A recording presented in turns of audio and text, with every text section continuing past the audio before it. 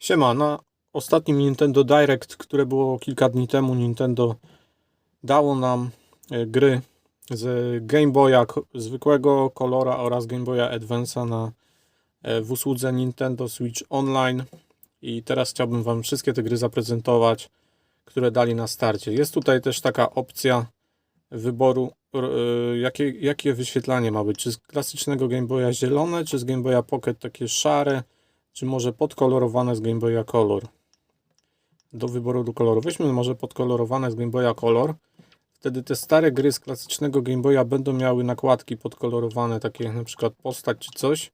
A te gry, które są z Game Boya Color, czyli na przykład Wario Land 3 albo Zelda Link's Awakening DX, to one będą kolorowe tak czy siak, nawet jak wybierzemy tą zieloną opcję klasycznego Game Boya. Więc jedziemy po kolei. Gier jest z klasycznego Game Boya i Colora w sumie 9 na starcie.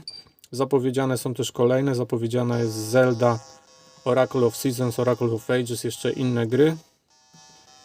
Ale na początek zobaczmy sobie pierwszą grę, czyli Alone in the Dark. Czyli jest to survival horror w klimatach Resident Evil. Taki, gdzie się chodzi i coś tam kombinuje. Jest to gra dość taka przełomowa na Game Boya Color, bo ma dość przełomową grafikę, można by powiedzieć. No, wstęp fabularny oczywiście, cutscenki. Oczywiście tutaj w formie cutscenek są tylko obrazki. Wiadomo, ograniczenia sprzętowe. I już możemy grać. Nie, jeszcze nie możemy grać. Czy już teraz? Dobra, możemy już grać. Okej. No dobra. Idziemy, coś tutaj jest. Coś podnieśliśmy chyba, tak? Tam jakiś stwór się czai. Czy mamy jakąś broń? Ale graficznie trzeba przyznać, że jest interesująco, no nie? No taka gra, więc nie ma za bardzo co się w nią zagrywać. Można też brać mniejszy tryb ekranu, ale do tego celu to trzeba wziąć, wyjść z gry. Chyba w trakcie gry nie można zmieniać wielkości ekranu. To może spróbujmy na przykład właśnie następny tytuł włączyć na mniejszym ekranie i zobaczyć, czy będzie lepiej wyglądał. Więc Game & Watch Gallery 3 włączamy na małym ekranie, żeby nie było takiej pikselozy i zobaczymy. Do wyboru tu są jakieś klasyczne gry. Weźmy Mario Bros. I zobaczmy, no jak tu się steruje. Luigi up, Luigi down, Mario up, Mario down. Aha, ok, czyli sterujemy dwoma typkami.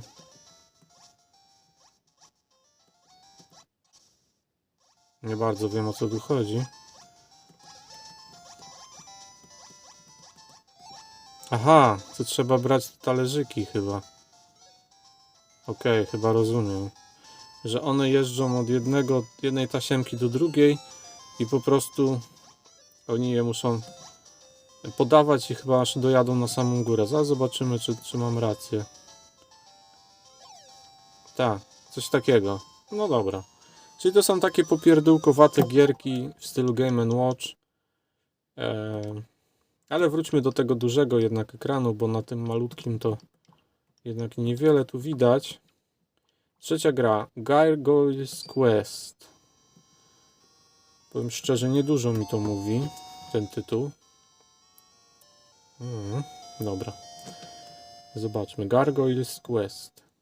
Czyli jest to chyba gra RPG, bo już widzę po grafice. Zabili króla, tak? Oni są bardzo silni. Czemu ten koleś trzeci raz przychodzi?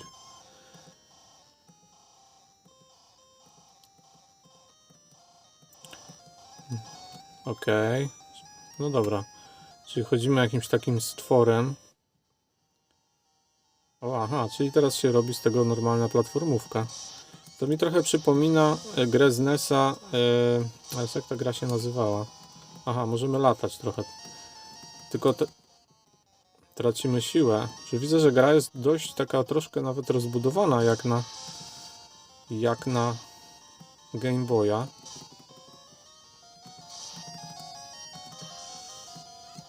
Aha, możemy się wspinać po ścianach. I po drzewach też.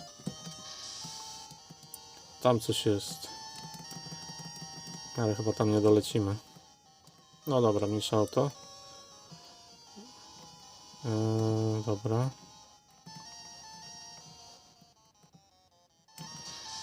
To mi trochę przypomina, kurczę, jak się ta gra nazywała? Z NES-a była, a Ghost and Goblins, dokładnie, Ghost and Goblins. Ale zginąłem. No cóż, to taka gra, Gargoyle's Quest. Dobra. Możemy zobaczyć kolejny tytuł. Kirby's Dream Land jest to mi gra doskonale znana, którą miałem oryginalny cartridge na oryginalnym Game Boyu. Chyba nawet z 2 sztuki miałem ją swego czasu. I całą tą grę umiem przejść. Więc bardzo sympatyczna gierka.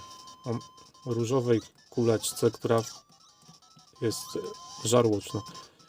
Możemy też latać, jak się nachapiemy powietrza. Możemy w ogóle przelecieć większość levelu w ogóle z nikim nie walcząc. Jakbyśmy chcieli. Możemy wszystkich olewać i lecieć sobie prosto do celu. Bardzo fajna gra. Wydaje się prosta, ale oczywiście czym dalej, tym jest trudniej. Ten koleżka będzie w nas bombami rzucał. Ale to wystarczy je połykać i mu je oddawać. Nic trudnego tak naprawdę.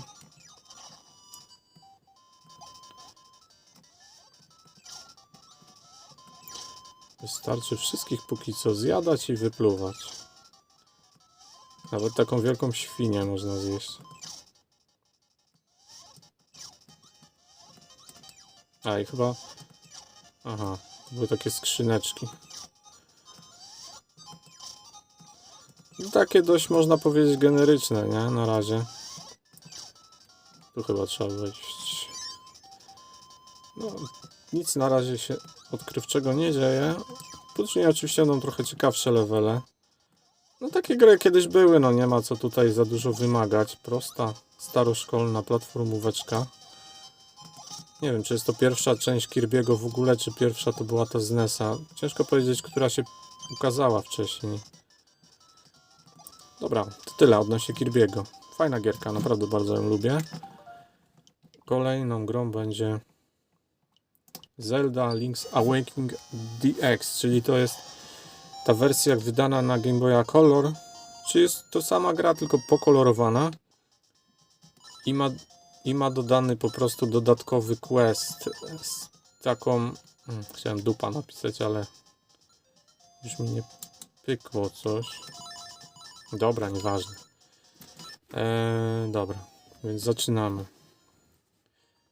Chciałem kiedyś kupić sobie właśnie Game & Watch Zelda właśnie dla tej gry, ale na szczęście nie kupiłem, a teraz mi ją dali, więc będę mógł sobie w nią zagrać. Bo przeszedłem to oczywiście ten remake na Switchu i był bardzo fajny, więc w to też bym chętnie chciał zagrać. Dobra, możemy wyjść z łóżka. To jest taki fajny motyw, że jak będziemy mu chcieli grzebać po szafkach, a on: hej, co ty robisz w moim no, kredensie?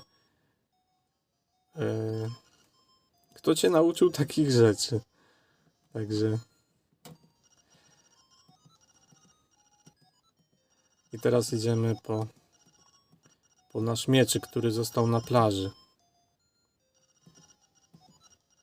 Tylko że ona jeszcze zapomniała, że ma naszą tarczę.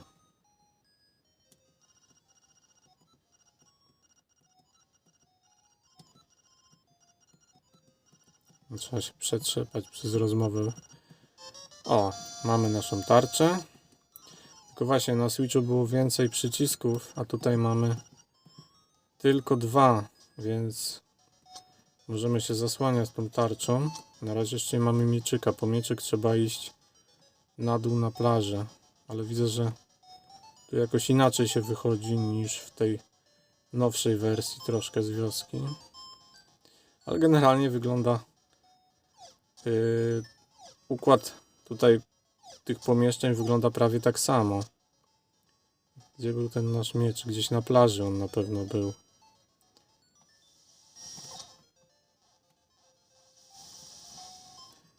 Podejrzewam, że przeciwnicy będą tu bardziej Tu się nie przejdzie, czy się przejdzie?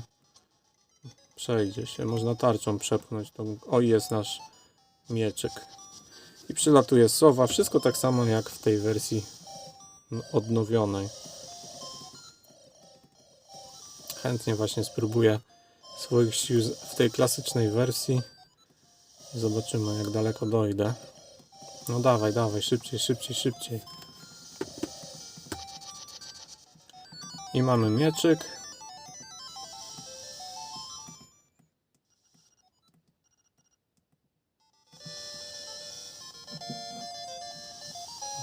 No dobra. I teraz można już nawalać mieczykiem. I muzyczka się od razu zmieniła. Teraz jest już konkret gra. Dobra, to była Zelda. Jedziemy dalej. Metroid 2 Return of Samus. Warto by zagrać w tą grę przed Metroidem Prime, który niedługo wyjdzie na Switcha w pudełku, a cyfrowo już jest dostępny.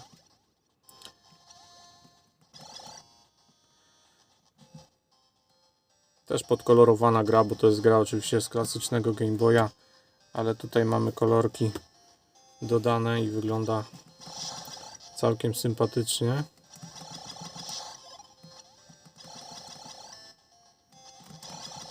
Ciekawe, czy jest tu mapa. Może i nie ma, nie wiem. No wiadomo, Metroidy to tam jest taki spory backtracking. Dużo się chodzi po różnych takich lokacjach. Potem się trzeba trochę wracać. Kulkę mogę się zwinąć, czy nie? Mogę, proszę bardzo. Wszystko tak jak można się tego spodziewać po Metroidzie. Tylko jeżeli tu nie ma minimapy, to podejrzewam, że można się tu bardzo łatwo zgubić. No nic, to jest Metroid.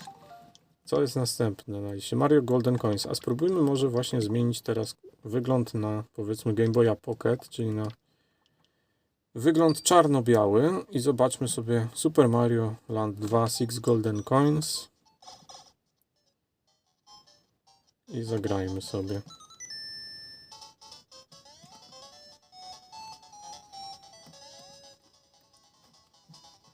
Zobaczymy. Dobra. Też fajna gra. Chyba nigdy jej nie miałem oryginalnie na Game Boyu. Super Mario Land miałem wielokrotnie, a tej części nie miałem chyba nigdy. Jakoś nigdy mi się nie trafiła. Da się tu wejść? Da się. Oczywiście. Dość wolno ten Mario się porusza. Graficznie to coś takiego jakby... Coś zbliżonego do Super Mario Bros. 2 z NES-a. Aha, można przyspieszać, ale to nieznacznie przebiera tymi małymi nóżkami. O, jest i życie, i gwiazdka. Ciekawa muzyczka. To chyba był checkpoint, ten dzwoneczek. Będzie grzybek? O, jest kwiatuszek. Fajnie. Możemy rzucać płomyczkami teraz.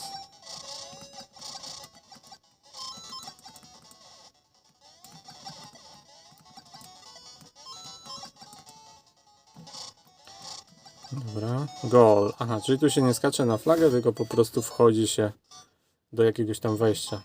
I jest mapka, czyli jest fajna sprawa. Bardzo fajna gra na pewno. Dobra, kolejna gra Tetris. To może tym razem właśnie zmieńmy ustawienia na klasyczny Game Boy zieloniutki i włączmy Tetrisa. Zobaczymy, jak będzie klasycznie wyglądał Tetris. Już nie mogę się muzyki doczekać. O, właśnie. O tym mówiłem. Najwyższa prędkość i ogień.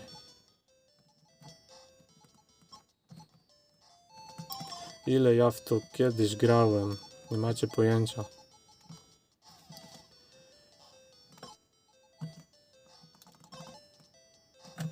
Tetris. Nieśmiertelny klasyk. Dobra, tu... No, już nie wyjdzie nam poczwórny. Ale potrójny nie wyjdzie, bo tam jest jedna dziura. Niestety. Dobra, i teraz wsadzamy tutaj. No więc to jest Tetris, nie ma co się zagrywać w Tetrisa. Klasyczny, z tą najlepszą ruską muzyczką, chociaż teraz mówienie takich słów jest niewskazane politycznie, ale naprawdę ten soundtrack z Tetrisa jest nieśmiertelny. Dobra, to jest Tetris. I teraz właśnie mamy ustawione na zielone, ale włączamy Wario Land 3. I mimo to jest w pełnych kolorach, bo jest to gra z Game Boya Color. Wario Land 3 tą grę miałem również w oryginale, na oryginalnym kartridżu na Game Boyu Color. Trochę w nią też grałem. Chociaż zawsze wolałem mimo wszystko grać w gry z Mario. Zobaczcie, jest to gra z 2000 roku. Czyli no, z czasów, no, wydana rok przed premierą Game Boya Advance, który się ukazał w 2001. Dobra, zaczynamy nową grę. Oczywiście angielski.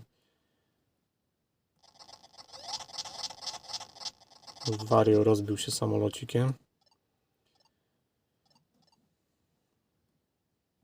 No, idziesz, kolego?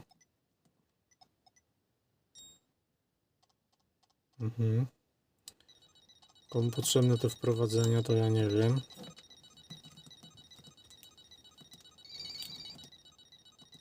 No, nagrywanie czarnego ekranu. Nie ma nic gorszego niż nagrywanie czarnego ekranu. No i co? Już nie pamiętam tego, szczerze mówiąc, że tam były takie cutscenki długie. Ale możliwe, że zaraz będziemy mogli grać. Nie, nadal nie możemy grać. Dobra, robię pauzę. Dobra, jestem z powrotem. Musiałem się najpierw przebić przez ścianę tekstu. Nie wiem, komu to potrzebne w takich grach. Aha, nie mogę go walnąć, bo on ma kolec. Trzeba go w plery walić.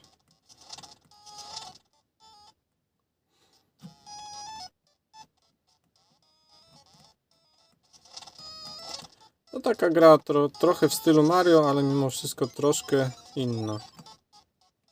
Jak tu się wchodzi? Jakaś rzeczka. Mogę wejść do wody? Mogę? Aha, śmiesznie pływa. A nurkować chyba nie może. A tu i tak nie doskoczę tam. Dobra. Czyli podejrzewam, że tu się nie idzie. No ale dobra, to jest taka gra Wario Land, czyli to już mamy wszystkie gry z Game Boya Color. To teraz przejdźmy do Game Boya Advance i zobaczymy, jakie są gry na Advance. Także tutaj było dodane 9 gier na starcie. A teraz Game Boy Advance i mamy gier 6. Na starcie dodanych zaczynamy. Pierwsza gra Kururin. Może niewiele mówi wam ten tytuł, ale jest to bardzo sympatyczna gierka z taką, a już tu grałem, widzicie, dupa się nazywa, mój save. Także od razu nie musimy się dzięki mojemu save'owi przebijać przez fabułę. Tu się jeździ takim czymś i trzeba po prostu unikać dotykania ścian. Bo jak walniemy o ścianę, to wówczas no po prostu, no właśnie, 3 walnięcia i po nas.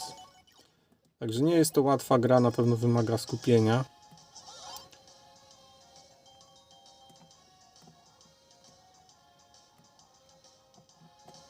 O. Teraz tu trzeba będzie... Nie wiem, co to różowe nam daje tak naprawdę. O, ps. Dobra. Długi level, kurczę. O, jest, dobra. No i na tym generalnie gra polega. Trzeba przejeżdżać przez takie trasy obracającym się takim cosiem i po prostu jest tam jakaś fabuła, tak jak widzicie, jakieś levele. Bardzo fajna gra, naprawdę. Tylko wymagająca skupienia. Tak ciężko jest tutaj gadać, grać w nią.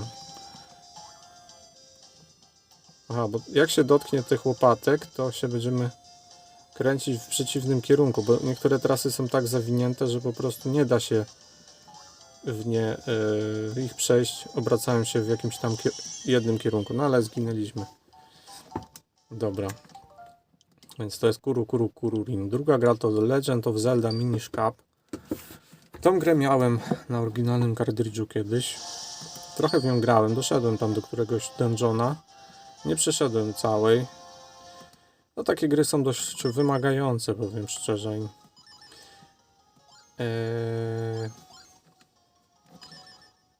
Głównym motywem tej gry jest to, że tutaj się stajemy mali. Mamy taką czapkę, która nas pomniejsza i wtedy możemy gdzieś tam chodzić w jakichś dziurach.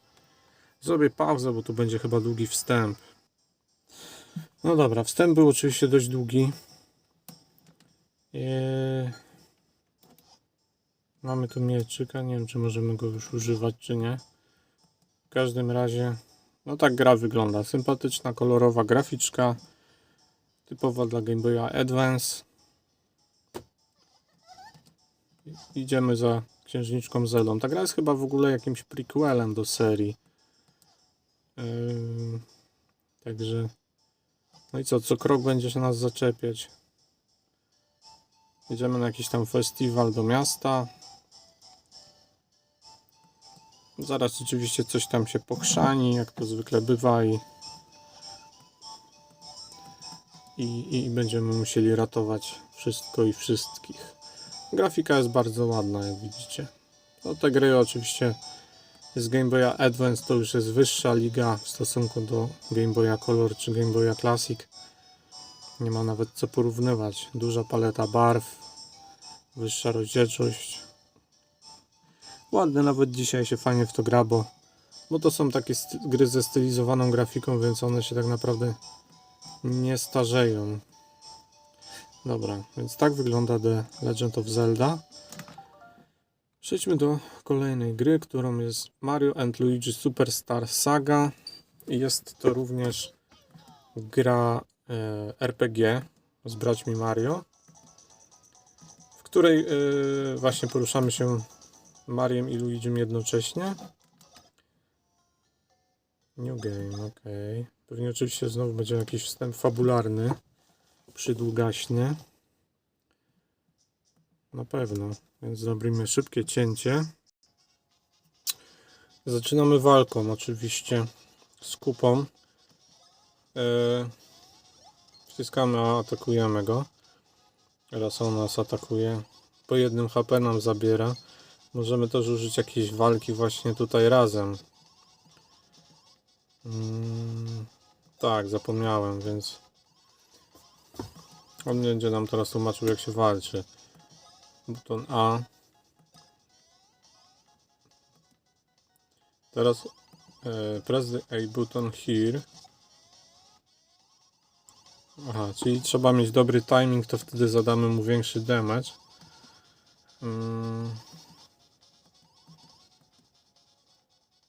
No zobaczymy, jak to wyjdzie. No ale nie wiem.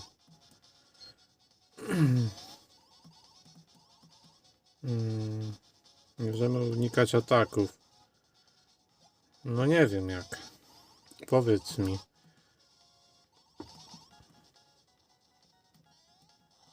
Aha, mogłem podskoczyć, tylko ja miałem zły timing, żeby to zrobić. Nie wiem. Aha, no właśnie. No nie wiem, no tak na wyczucie wcisnąłem i rzeczywiście mu zabrało 2 HP. Okej, został pokonany. Tu jest w ogóle taki motyw, że ktoś ukradł księżniczce głos i ona ma teraz taki głos, który niszczy mury i musimy odzyskać ten jej głos skradziony, zanim wszystko się rozpadnie. No i zaraz zobaczymy, że jednak to nie kupa, oczywiście to jakiś inny frajer to zrobił i musimy teraz ratować,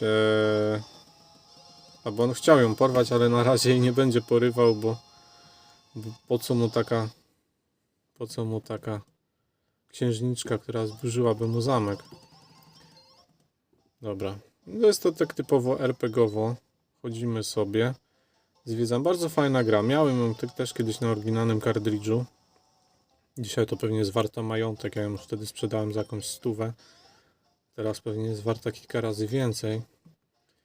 Daleko też tu doszedłem. Nie przeszedłem całej. Już nie pamiętam nawet dlaczego. No dawaj. Ale generalnie bardzo fajna gra. Jakby komuś chciało się przysiąść, to warto ją naprawdę sobie ograć. Tak, save jeszcze tu można robić, wiem. No więc tak się prezentuje ta gra, nie ma co się zagrywać. Kolejna gra WarioWare. To jest taki zestaw minigierek. Nawet na Switcha coś takiego wyszło niedawno. Nie odniosło jakiegoś sukcesu. Nawet z tego co widziałem to bardzo tanie jest, bo chyba nikt w to nie chce grać. Tu to są takie bardzo szybkie, na kilka sekund dosłownie minigierki, które można ugrywać. Podobno fajna gra. Nie grałem w nią nigdy, nie miałem jej nigdy. No ale jak na szybkie minigierki to coś wolno się rozkręca, bo... No dobra. I co?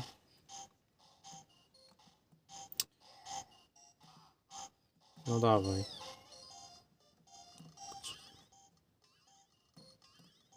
No i co?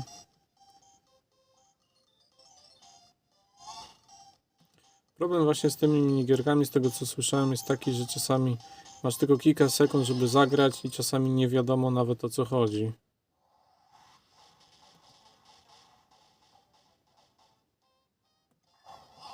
Aha, okej, wciskamy tylko jeden przycisk. A i to właśnie, on tak miksuje i zachce... Dobra, wciskamy A, tylko właśnie, żeby dosłownie sekundę trwające gierki. Już. Przyspieszamy, tak? Dobra. Wystarczyło uniknąć uderzenia. O, nie udało się. A, bo ja mogłem zjechać w sumie w lewo, a nie zjechałem w lewo. Co? Nie trafiłem? A, bo miałem za pierwszym trafić? No właśnie, no mówię, to jest... To było akurat łatwe. To też było łatwe. Wystarczyło zebrać. No i tego typu właśnie minigierki to są. Takie głupkowate, proste. Super Mario Advance 4, Super Mario Bros. 3, czyli to jest po prostu jakby Super Mario Bros. 3 znany z neta, z NES-a, który został po prostu zrobiony w nowej grafice, takiej bardziej pod Super Nintendo. Dobra, Super Mario Bros. 3. Spróbujmy zagrać chwilę. No, wygląda tak samo. Dobra, jedziemy. Pierwszy level. Super Mario Bros. 3. Tak, dokładnie tak. Pamiętam to. Oczywiście grafika ładniejsza, ale to jest ta sama gra co na NES-ie.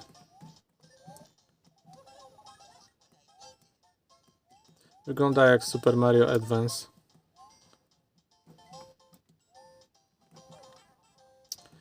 Dobra, oberwaliśmy to, mało ważne.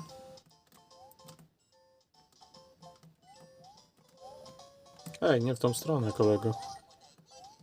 That's what I needed. Elegancko.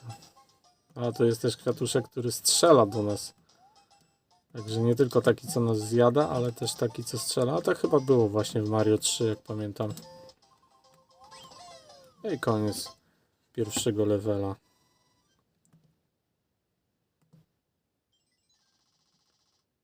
Dobra. Level numer 2.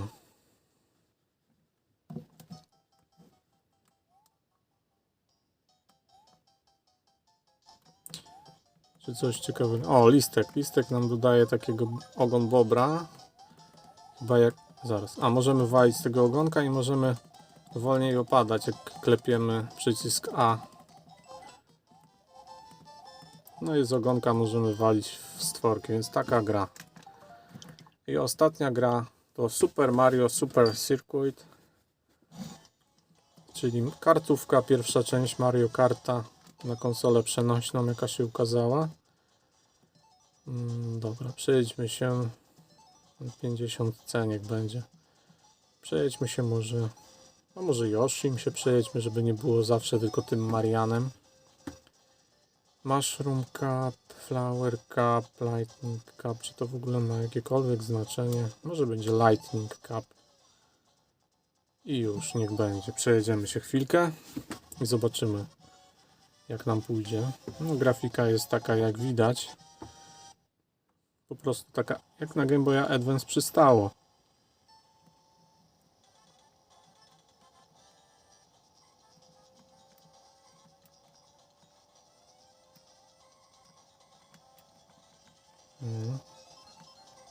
No. Mamy 3 skorupki. Przypominam, o kurde, co jest? Zwróćcie uwagę, że gram na najniższym poziomie trudności. A kurczę, nie mogę ich dogonić. To znaczy, że ta gra jest albo taka trudna, albo tak ma zrypane sterowanie, albo po prostu ja tak źle gram. No dobra. A może nie trzeba w ogóle używać tego drifta, no nie wiem. Może nie trzeba. Ja tak z przyzwyczajenia, tak jak gram w Mario Kart 8, od razu w drift. A może w ogóle nie ma takiej potrzeby w tej grze, no nie wiem. Wchodzi w zakręty nawet bez tego. A skoro tak, to straciłem dopałkę taką fajną. Bez kitu. Bardzo responsywny ten samochodzik jest. Spróbujmy może zamiast gałką to krzyżaczkiem, tak jak na Game Boyu, tylko że tutaj wiadomo ten switchowy krzyżaczek to jest niestety bardzo słaby, bo to nie jest krzyżak, tylko to są przyciski po prostu, także no dobra, trochę nadrobiłem. No proszę, jak ładnie można nadrobić na tym 50cc. No ale wchodząc w zakręty to zawsze mnie ktoś wyprzedzi, jakoś tak lepiej oni wchodzą w te zakręty, widzę tutaj. Jeszcze w kałuże wjechałem. Kałuże to chyba są tutaj naturalnie występującym zjawiskiem.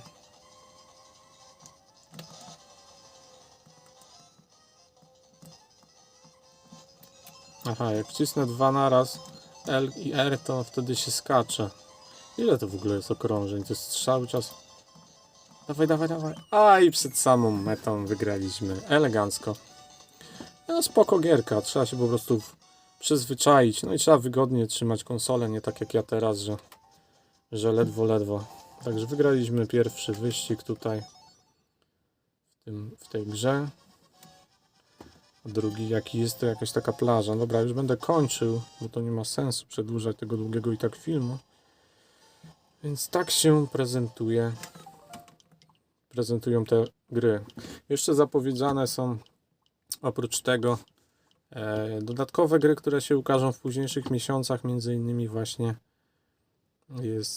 innymi jest Golden Sun, na którego ja czekam, bo jest to moja ulubiona gra z Game Boya Advance. No oczywiście co sądzę o samej usłudze? No, te gry z Game Boya Classic i z Game Boya Color są dostępne w tej usłudze tańszej, czyli w tym Switch Online zwykłym. A natomiast żeby grać w te Advance'y, to trzeba mieć ten Expansion Pack, który jest drogi. Oczywiście no, lepiej by było, oni żadnej łaski nie robią tak naprawdę, lepiej by było, gdyby te gry można było po prostu kupić, tak jak to było na przykład na 3DS-ie, czy chyba na Wii, czy na, nie wiem, czy na Wii U. Już nie miałem tych konsol, więc nie wiem, ale chodzi mi o to, że lepiej gdyby po prostu te gry, te, które chcemy, można było je pojedynczo kupować za parę złotych na stałe, żeby je mieć, a nie w ramach jakichś tam abonamentów.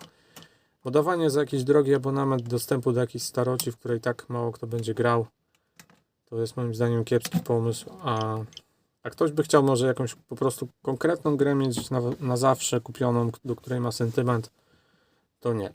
To musisz mieć abonament opłacony na cały rok, jeżeli chcesz sobie w coś w danej chwili zagrać, bo jak nie będziesz miał, to nie zagrasz. Uważam, że jest to słabe. Także tak się prezentują te wstępne gry. Jak coś będą dodawać, może będę to pokazywał, zobaczymy, nie wiem. To wszystko. A co wy sądzicie, które z tych gier wam się najbardziej podobają i na jakie gry byście jeszcze czekali? Dzięki za uwagę i cześć.